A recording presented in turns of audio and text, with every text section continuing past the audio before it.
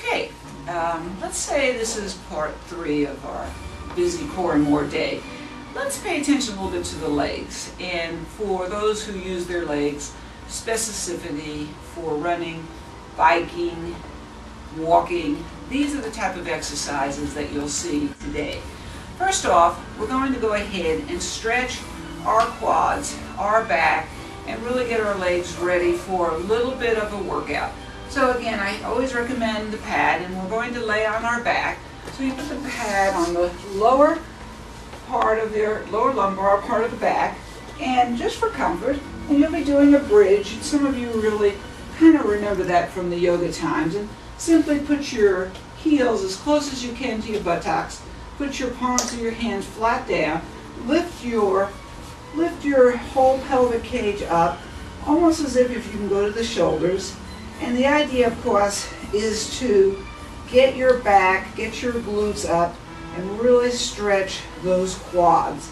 And then on purpose, just come down really slow and a little bit of a massage on the back. Then you want to go ahead and make the right leg work a little bit. So just put your left leg, cross it over your right. Just be comfortable.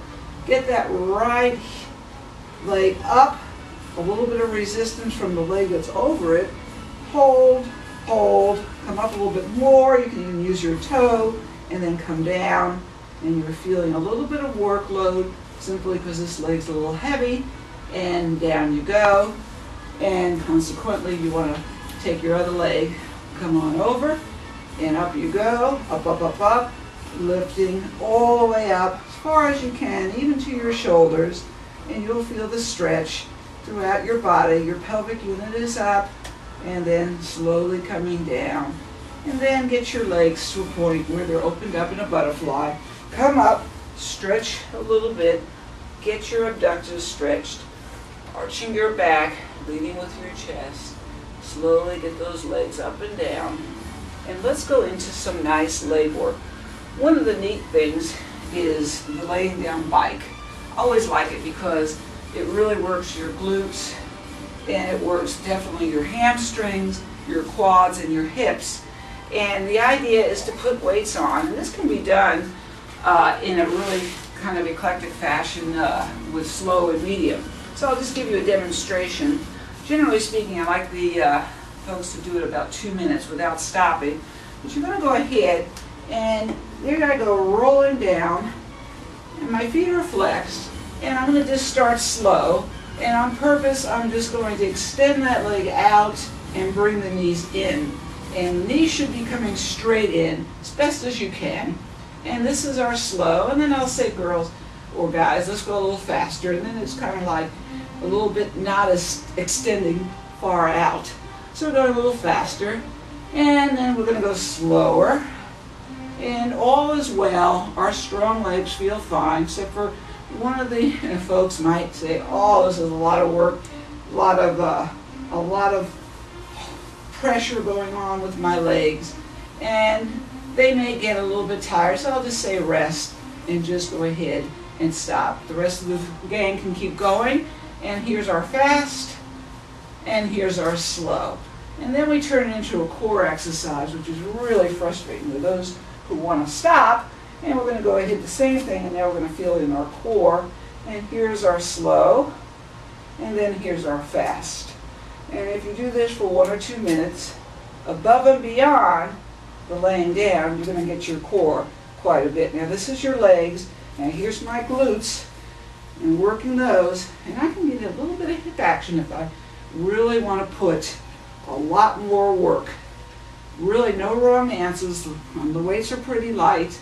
My head is down, and I'm not really uncomfortable except for my legs are working and the straight ones, and now I'm starting to feel it because now it's in my quads, and I'm coming up for my core and deciding to come fast.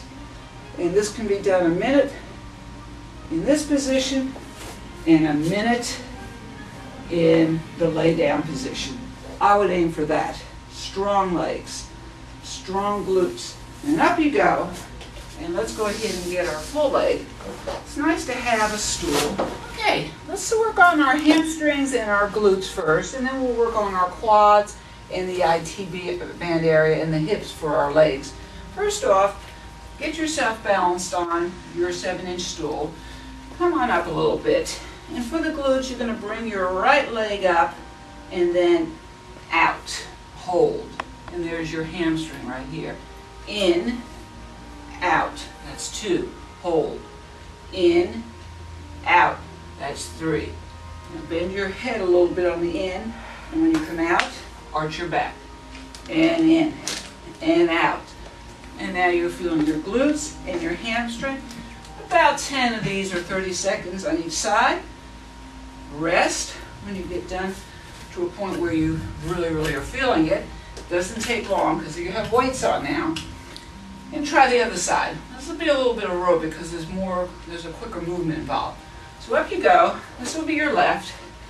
And let that left leg come in, let the head come out, and then that left leg goes all the way out. Try to get it up a little bit high, and then in, your head is down, out, the head is up, and in, and out, and in, and out. And we'll do this again for about 30 seconds or more. I count it 10 or 15 seconds, but you will feel it.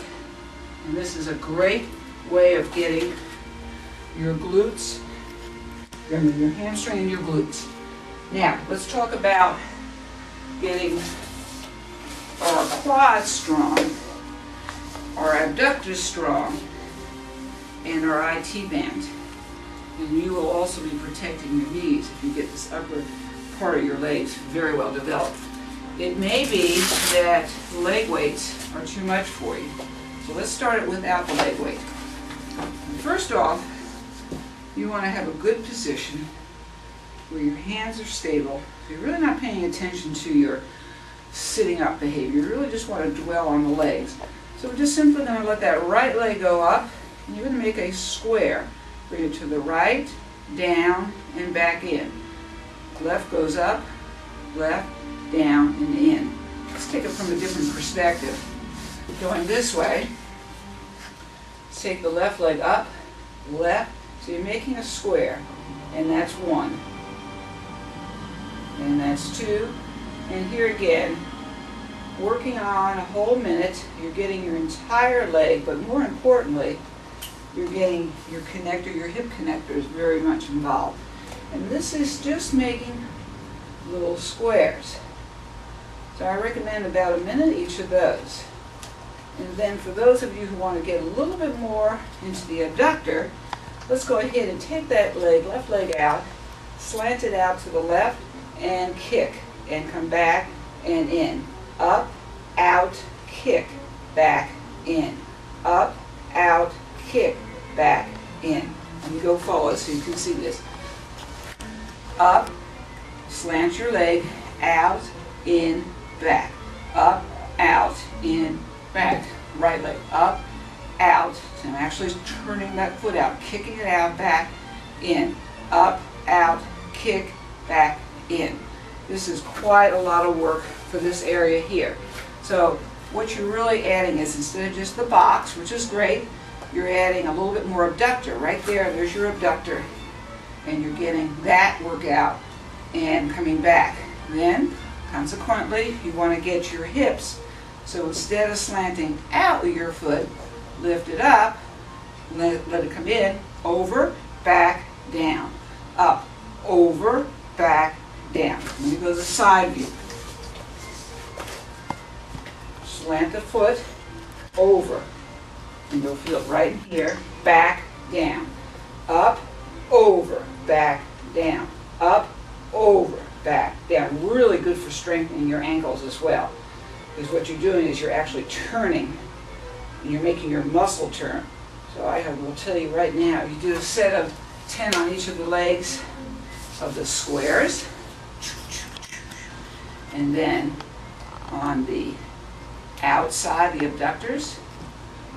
And then on the inside, for the IT and the hip, you'll get a full body, full leg workout. And that's fantastic. And lastly, because the upper part of the legs are the most important, we could really kind of give them a great strengthening boost by using just the stool, because right now you're already in a active phase of strengthening. Just by lifting that leg a little bit, you're hitting this muscle, just this little bit. So if you were to be able to lift and make your squares that high, or kick yourself out that high, or do your abductors that high, you're going to get a lot more up here. So this height adds a lot more strength to the upper part. And when I was down here, it adds the strength right here. So if you could possibly do it on the lower and the upper, you're going to have extremely strong legs. And again, I'm just going to make an example of the square. Let's do the left, and that's up, down, and back. So you're just actually drawing a square with flexed feet. And then you want to go ahead and get your abductors, so you're just kind of getting ready. So you're going to kick out, come back, in. Kick out, come back, in. Kick out, come back, in. And I feel it without any weights. And lastly, the inside. And you go up and over, up and over. Kick up and over, kick up and over. And with 30 of those, well, let's see, that would be 10, 20, 30, 40, 50, 60 of those on the floor, 60 of those on the bench. Your legs will be extremely strong. You don't have to start out with 10 sets. Of course, the more advanced can put on the ankle weight, and that ankle weight can be all the way up to 2.5 pounds. It will take probably a half year to get towards that level. Okay, as a final part of any leg program, I can't miss the squats. And actually I'm going to turn it into a stretch also. This is a fairly light kettlebell, it's 5 pound. So I'm just going to go ahead and just come down a little bit and letting my knees come out, such as a plie, and just a little bit out, back and forth. And some of you might want to go ahead and do a 20 pound. But nonetheless, your squats are always going to be good. When you get done with your squats, I want you just to start practicing stretching your legs, putting your hands around your ankles, coming out with your glute, and your head comes out like this, coming back, sitting down, facing, and then coming out, the head between the legs. And what you're doing is you're stretching your back with the arch, inside your legs, your hip flexors, and you're really doing a nice stretch to complement all that leg work. And this can be held, this position, you don't have to have your hands wrapped around. You can have them like this, but nonetheless, you're really getting a nice stretch.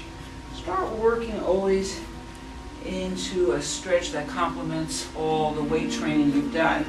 You'll intuitively know what gets tight, but whatever muscle you start making, you have to have a flexion so it becomes more agile. Stiff muscles are not anything that does anyone much good, because it's not one that can be moved.